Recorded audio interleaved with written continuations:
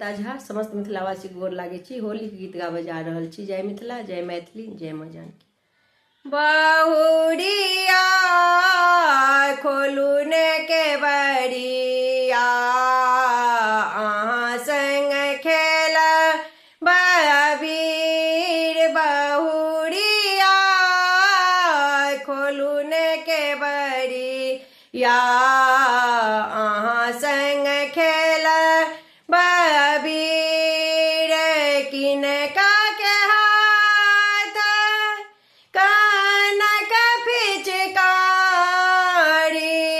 किनका के हाथ अबीर। किनका के हाथ अबीर। बहुरिया खोलू ने के बरिया, अहाँ संग खेल बबीर। बहुरिया खोलू ने के बरिया, अहाँ संग खेल बबीर। राम के हाथ कनक पिचकारी, सीता के हाथ अबीर। सीता के हाथ अबीर। बहुरिया खोलू ने के बरिया, अहाँ संग खेल बबीर। बहुरिया खोलू ने के बरिया, अहाँ संग खेल बबीर।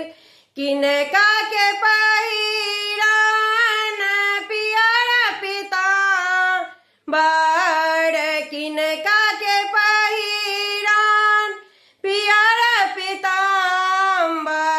किनका के पहिरन चीर, किनका के पहिरन चीर। बहुरिया खोलू ने के बरिया, अहाँ संग खेल बबीर।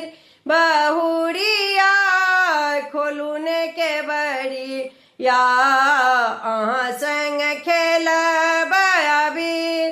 राम जी के पहिरन पियर पीताम्बर, सीता के पहिरन चीर। सीता के पहिरन चीर। बहुरिया खोलू ने के बरिया, अहाँ संग खेल बबीर।